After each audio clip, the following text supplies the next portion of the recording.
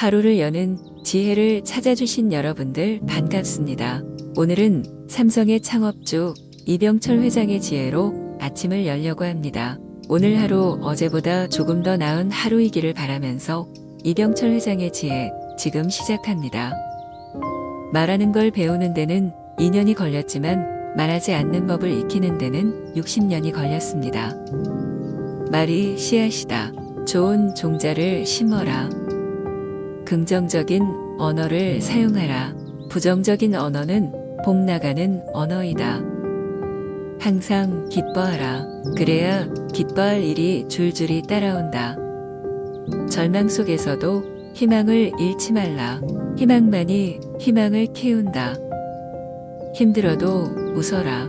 절대자도 웃는 사람을 좋아한다. 자신감을 높여라. 기가 살아야 운이 산다. 있을 때 겸손해라. 그러나 없을 때에는 당당해라.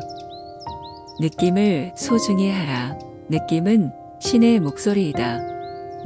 마음의 무게를 가볍게 하라. 마음이 무거우면 세상이 무겁다. 마음이 가난하면 가난을 못 벗는다. 마음에 풍요를 심어라. 유행의 유혹에 넘어가지 말라. 유행은 불행의 안내자이다. 작고 막히는 것은 우선 멈춤 신호이다. 멈춘 다음 정비하고 출발하라. 기도하고 행동하라. 기도와 행동은 앞바퀴와 뒷바퀴이다. 효도하고 또 효도하라. 그래야 하늘과 조상이 돕는다. 세상에 우연은 없다. 한번 맺은 인연을 소중히 하라. 좋은 만남이 좋은 운을 만든다. 좋은 인연을 소중히 생각하라. 남이 잘됨을 축복하라. 그 축복이 메아리처럼 나를 향해 돌아온다. 서두르지 말라. 급히 먹은 밥은 체하기 마련이다. 한 발만 앞서라. 모든 승부는 한 발자국 차이다. 깨진 독에 물을 붓지 말라. 새는 구멍을 막은 다음 물을 부어라. 기회는 눈 깜빡하는 사이에 지나간다. 순발력을 키워라.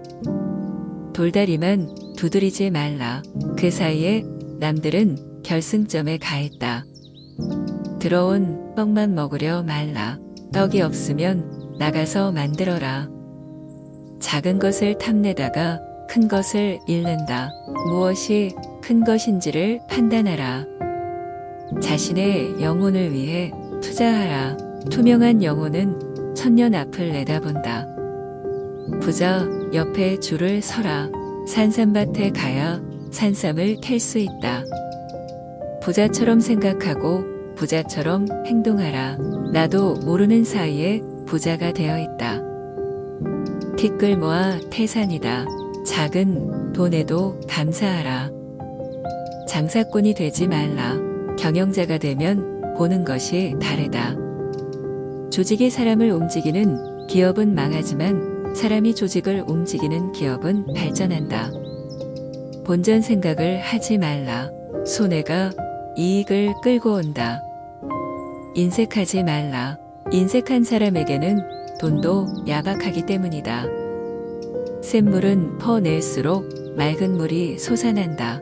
아낌없이 베풀어라. 돈은 거짓말을 하지 않는다. 돈 앞에서 진실하라.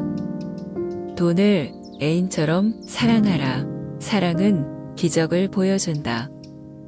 돈은 돈을 좋아한다. 생기는 즉시 입금시켜라. 헌돈은 새 돈으로 바꿔 사용하라. 새 돈은 충성심을 보여준다. 시돈은 쓰지 말고 아껴두어라. 시돈은 새끼를 치는 종자돈이다. 검약에 앞장서라. 약 중에 제일 좋은 약은 검약이다. 써야 할 곳 안 써도 좋을 곳을 분간하라. 판단이 흐리면 낭패가 따른다. 돈을 내 맘대로 쓰지 말라. 돈에게 물어보고 사용하라. 돈의 노예로 살지 말라. 돈의 주인으로 기쁘게 살아라. 불경기에도 돈은 살아서 숨쉰다. 돈의 목소리에 귀를 기울여라. 돈이 가는 길은 따로 있다. 그 길목을 지키며 미소를 지어라. 모든 사람들은 공부하고 발전하는 것이 인간으로서 당연한 길이다. 그런데 이런 자기 발전을 하지 않고 게으름을 피우는 것은 스스로 자신을 파멸시키는 인간 이하의 행위이다. 어떠한 인생에도 낭비라는 것은 있을 수 없습니다.